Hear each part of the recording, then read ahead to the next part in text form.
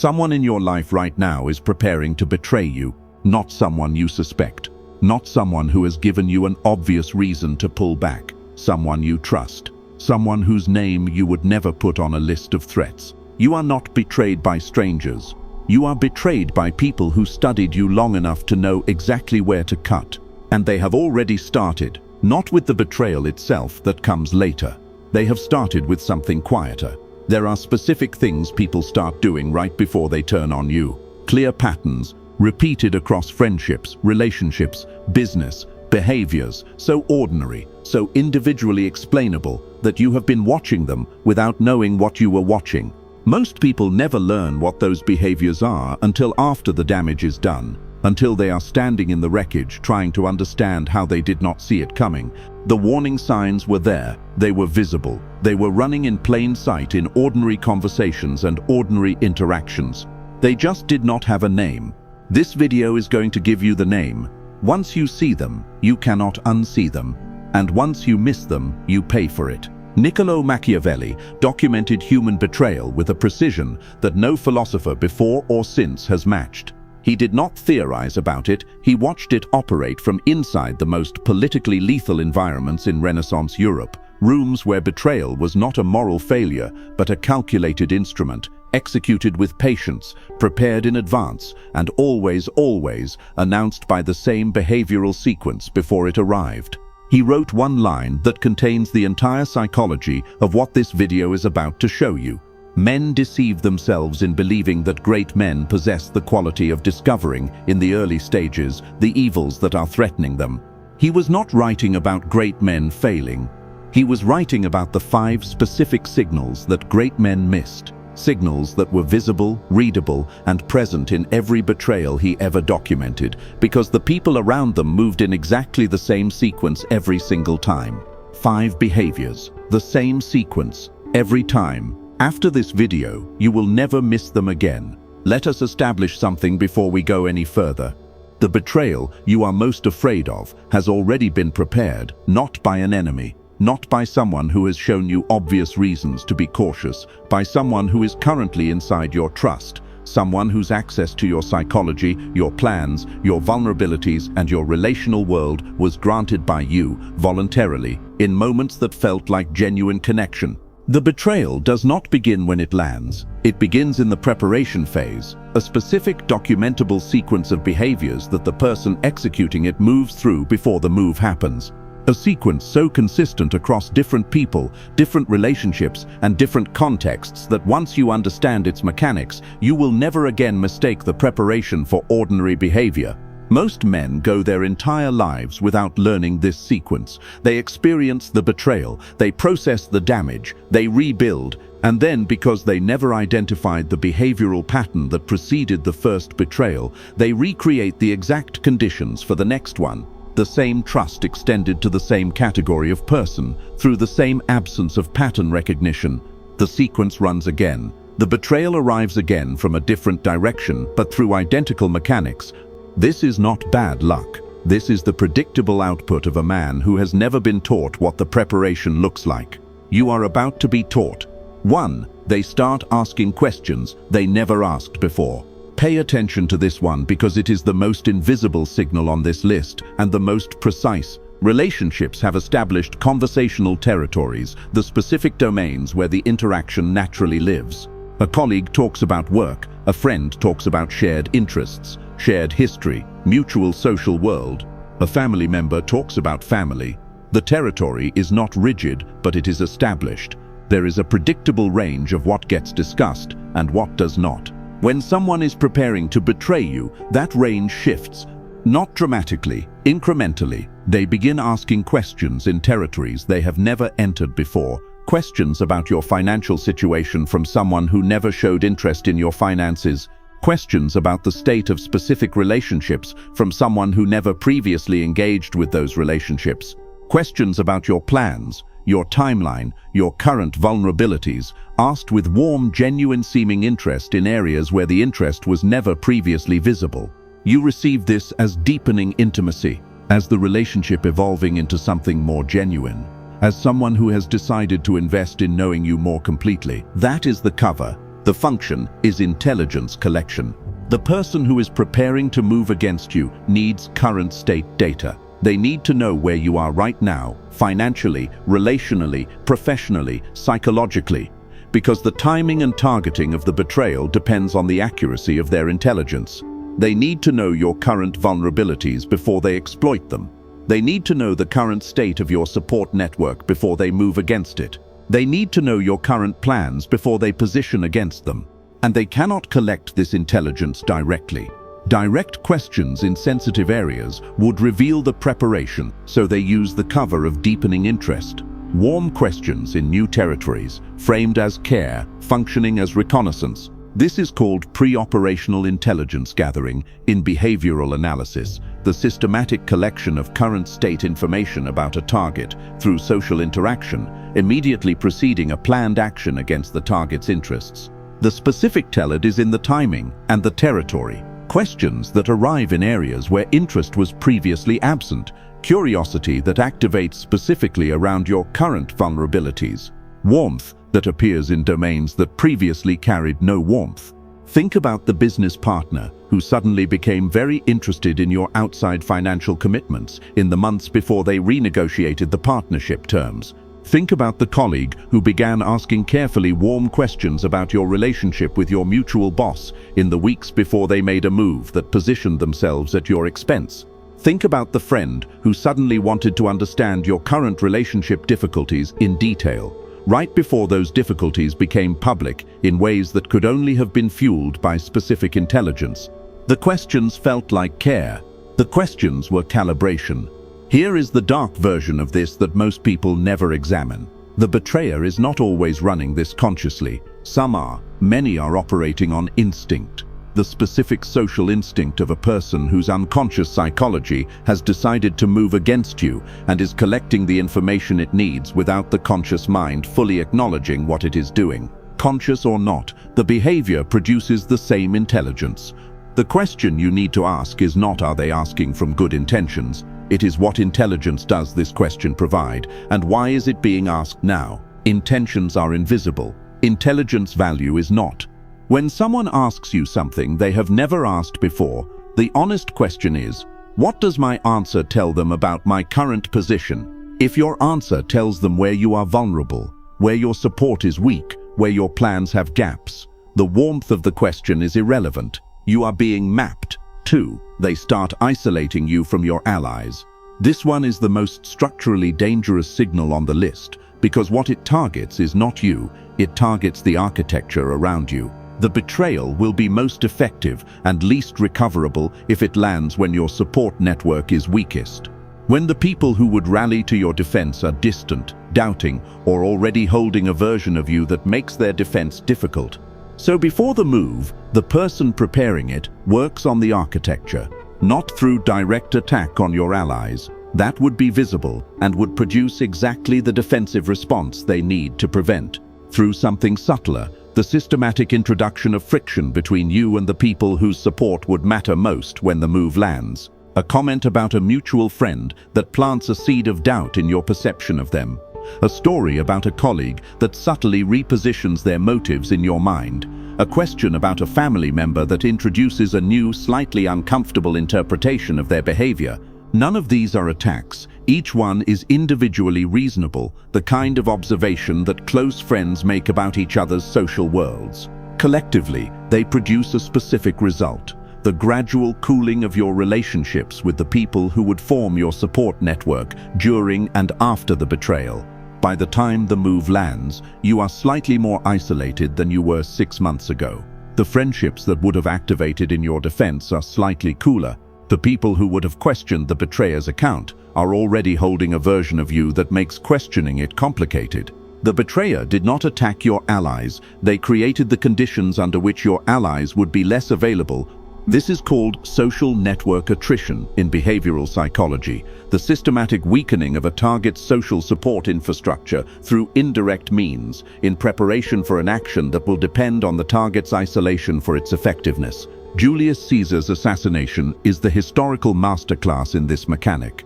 The conspirators did not eliminate Caesar's allies directly. That would have been too visible and too dangerous. They managed the information environment around Caesar until the people who might have intervened most effectively were either uncertain about the threat, distracted by other concerns, or subtly repositioned in their relationship with Caesar himself. By the time the Ides of March arrived, the network that might have protected Caesar had been sufficiently weakened that the move was executable. The preparation took months. The actual betrayal took seconds. Watch who in your life has been subtly introducing friction between you and the people who matter most to your support network. Not the person who attacks your friendships directly. That person is obvious and manageable. The person who asks careful questions about your allies, who shares small, slightly damaging stories about them, who creates the specific, barely perceptible cooling that leaves you marginally more alone than you were before they entered this territory. They are preparing the architecture of your isolation. They need you alone when the move lands. They are building that aloneness now. 3. They begin over-explaining their loyalty. Real loyalty is silent. The man who is genuinely loyal to you does not make announcements about it. He does not look for opportunities to remind you of his loyalty. He does not produce, without prompting, long, detailed, emotionally warm statements about how much you mean to him and how he would never do anything to damage what you have. He is just there, consistent, present, available in ways that require no verbal declaration because the behavior itself communicates everything the declaration would be trying to say. Declarations of loyalty, especially unprompted declarations, especially declarations that arrive with specific detail about all the reasons they would never betray you, are not evidence of loyalty. They are evidence of a person managing the distance between their outward presentation and their actual intentions. This is called protest overcompensation in behavioral psychology. The production of excessive verbal or behavioral signals in a specific domain as a response to internal pressure that exists in that exact domain. In plain terms, people loudly announce the specific quality they are currently most compromised in. The unfaithful partner who talks about fidelity more than anyone in the relationship. The employee who references their commitment to the company in every meeting during the months they are interviewing elsewhere. The friend who delivers the most elaborate declarations of loyalty in the period when they are building the case to move against you. The over-explanation is the signal. Not because it proves guilt, because it reveals the presence of internal pressure in that specific domain. Pressure that would not exist if the declared quality were simply present and stable. A man who is not thinking about betraying you does not think to tell you he is not thinking about betraying you. A man who is thinking about it needs to manage how you perceive him during the preparation phase. He needs your trust to remain high while the preparation continues. He needs the relationship to stay warm. He needs the specific, carefully constructed reassurance that his declarations provide to keep you from activating the caution that would complicate the operation. Think about the business partner who started every meeting with a warm reference to your shared history and mutual trust in the 6 months before they signed a competing agreement behind your back. Think about the friend who began telling everyone in the social circle how much they valued you in the weeks before they positioned against you in a way that relied on the social circle accepting their account over yours. Think about the family member who started sending unprompted messages about how family always comes first, right before a financial decision that revealed that family had not come first at all. The declarations were not expressions of loyalty. They were management of your perception during the preparation phase. Machiavelli was surgically precise about this mechanism. He wrote, "Everyone sees what you appear to be. Few experience what you really are." He was documenting the specific asymmetry that loyalty theater exploits, the gap between the performance and the reality, sustained through the specific verbal and behavioral signals that keep the observer focused on the performance rather than examining the reality. The man who tells you he would never betray you is asking you to accept the performance without examining the reality. Do not accept it. Examine the reality. And the reality is this: genuine loyalty does not require a speech. The speech is the replacement for what the speech claims to contain. 4. They test your boundaries with small violations. Before any significant move against you, the person executing it needs calibration data. They need to know how much they can take before you notice, how much they can violate before you respond, where your enforcement threshold is, the specific point at which you shift from absorbing to reacting. because the significant move they are planning will require a certain amount of tolerance from you. Either the tolerance of not immediately identifying what is happening, or the tolerance of not being willing to pay the social cost of naming it. They need to know in advance whether you have that tolerance, and the only way to know is to test it. So they begin with small violations, individual incidents that are individually explainable, a boundary crossed once and then retreated from. When you show mild discomfort, an overstep that gets framed as a misunderstanding when it produces any visible reaction. Each test produces data. If the boundary is crossed and you react, they note the reaction and calibrate. If the boundary is crossed and you absorb it without naming it, either because you dismissed it, explained it away, or decided the relationship was worth tolerating it, they note the tolerance and calibrate in the other direction. The calibration is building toward a specific question. What is the scale of violation this person will absorb before they stop the behavior or remove me from their life? When they have that number, they know what the significant move can cost them in relational terms without triggering the consequence that would shut down the operation. This is called tolerance threshold mapping, the systematic identification of a target's behavioral enforcement threshold through sequential small-scale violations for the purpose of planning a larger violation that remains within the target's absorption capacity. Here is the version of this that nobody wants to name. Every time you absorbed a small violation without naming it, you told them something they needed to know. Every time you explained it away, gave the benefit of the doubt, decided it was not worth the conflict, you handed them a data point that contributed to the map of what you will tolerate. You did not cause the betrayal, but your tolerance of the small violations provided the calibration that made the large one precisely calculated rather than blindly executed. The man who names the small violation clearly and consistently, without emotional escalation, but without ambiguity, is the man the betrayer cannot calibrate against. He is unpredictable at the margin, and the unpredictable target is the hardest target to move against, because the cost of miscalculation is too high. Name the small violation, every time, not with anger, not with accusation, with the specific, calm clarity of a man who has decided that the cost of naming it is always lower than the cost of absorbing it. Naming it calmly is like holding up a mirror. They see the violation reflected back at them with zero emotional charge, which is far more destabilizing to the violator than anger. Anger, they can navigate. Calm, clear naming, without reaction is like hitting a wall that simply does not move. You cannot calibrate against a wall. Now let us address the dark mechanic that runs beneath every signal on this list. The mechanism that most men never examine because it operates several layers below the visible relationship. Your friend has a network, not your shared network, their own private network, a set of relationships you are not part of, where a specific version of you has been constructed through the curated intelligence they have collected, a version that serves the narrative they need to maintain before, during, and after the betrayal. And that network has networks. This is called distributed narrative construction, the process by which a person who is preparing to betray someone builds a pre-positioned social narrative across multiple relationship networks so that when the betrayal executes, the social environment has already been prepared to receive and validate the betrayer's account. By the time the betrayal lands, your version of events is competing with a version that has been in distribution for months. In networks you were never part of, through people you have never met, constructed from intelligence you provided voluntarily in moments of genuine trust. You are not just managing the betrayal when it arrives.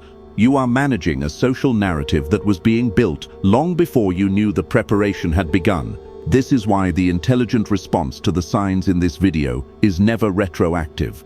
By the time the move lands, it is too late to manage the narrative. The management must happen in the preparation phase, through the protection of intelligence, the maintenance of your own network, and the early identification of the signals before the narrative construction completes. 5. They start talking about you differently in front of others. This is the signal that tells you the preparation is almost complete. Because this is not reconnaissance, this is not calibration, this is not psychological management. This is the final phase, the construction of the social context that will receive the betrayal when it lands. The jury is being selected, not through direct attacks on your reputation, through the gradual, careful introduction of a new framing, a version of you that makes the upcoming move seem reasonable, understandable, even justified. A mention of your difficulty with a specific quality, a story that reveals a past decision in an unflattering light. A comment about your reliability, your judgment, your character, delivered with apparent warmth, with apparent regret, framed as the honest observation of someone who knows you well and cares about you. Each individual comment is deniable. I was just being honest. I care about them. I was not saying anything untrue. Collectively, they are building a case. By the time the betrayal lands, the people who matter to the social outcome already hold a version of you that makes the betrayer's account more believable. Not because they were deceived, because they were prepared, fed small, individually reasonable pieces of a constructed narrative across enough interactions that the full picture felt like their own conclusion rather than something they were handed. Machiavelli observed this in the courts of Florence with the precision of a surgeon. He wrote, "The first method for estimating the intelligence of a ruler is to look at the men he has around him." He was not writing about the ruler's allies. He was writing about the people around the ruler who were managing how the ruler was perceived, and the ruler who could not identify the management was the ruler whose reputation was most vulnerable to being redirected. Your reputation in the social environment around you is not the product of what people observe directly. It is the product of what they are told about you in the spaces between direct observation. The person who is building the case against you is operating in exactly those spaces. The response to this signal is the most operationally important protection in this entire video. You cannot prevent someone from talking about you when you are not in the room. You cannot monitor the networks you are not part of. You cannot correct a narrative you cannot see being constructed. What you can do is ensure that the people who matter most to the social outcome have such a strong, direct, experiential relationship with who you are that no constructed narrative can overwrite it. This requires investment in the right relationships. Direct, consistent, genuine investment in the people whose opinion of you is most consequential before the narrative construction reaches them. The relationship that is strong enough cannot be rewritten by a story. The relationship that is weak enough can be rewritten by a single well-placed comment. Invest in the strong ones. Now, not when the betrayal is visible. Now, while the preparation is still running and the narrative is still forming. Build your own presence so completely in the relationships that matter that the constructed version of you has no room to land. Now step back and look at all 5 signals together.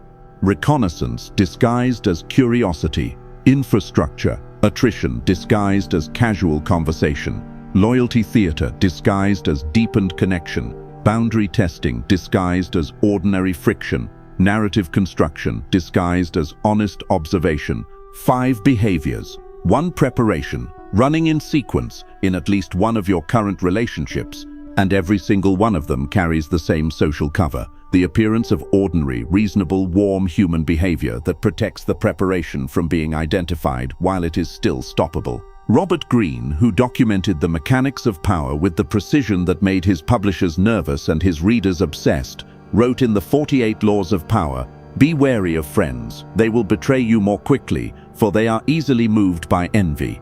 Hire a former enemy, and he will be more loyal than a friend, because he has more to prove. In fact, you have more to fear from friends than from enemies." He was not advising paranoia. He was documenting the specific vulnerability that proximity creates, the way trust extended to the wrong person becomes the access credential for the most precisely targeted damage a human being can sustain.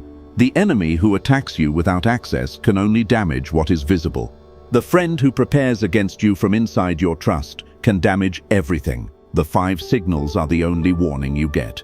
After them, the preparation is complete and the move is coming. Before them, if you know what to look for, the preparation is still in progress and you still have time to respond. Now you know what to look for. If this video named something you have been watching without knowing what you were watching, if any one of those 5 signals landed with the specific cold recognition of seeing your own current situation described, like this video, not as a courtesy, because it tells me this reached the person it was built for. Subscribe to this channel. What gets delivered here is not comfort, it is the kind of precision that changes how you read the people around you, because it is too accurate to argue with. Now, what I showed you in this video is the surface layer. Beneath these 5 signals is a deeper framework, the complete psychological profile of the person running the preparation, how to identify which relationship in your current life is furthest along the sequence, and the specific countermeasures that do not just protect you from the betrayal, but reverse the operational advantage of the person executing it. Those frameworks live behind the join button below. Inside is a deliberately small circle of men who have decided that being caught off guard by people they trusted is a cost they are no longer willing to pay. Men who want the full system, the uncensored, unfiltered architecture of how betrayal is prepared, executed, and survived at the level of precision this platform cannot contain. If you felt in this video not just recognition, but the specific urgency of someone who needs to go further, the join button is below. The circle is small. That is what makes it worth being inside. You stayed until the end of a video that asked you to look directly at the people closest to you and ask a question most men spend their entire lives avoiding. That kind of attention is rare. Protect it with the same precision this video gave you. The preparation is running right now in at least one relationship. You are currently inside. You have the signals. You know the sequence. The only question that remains is whether you act on what you now know before the move lands or after. Before is the only version that costs you nothing. I will see you in the next one.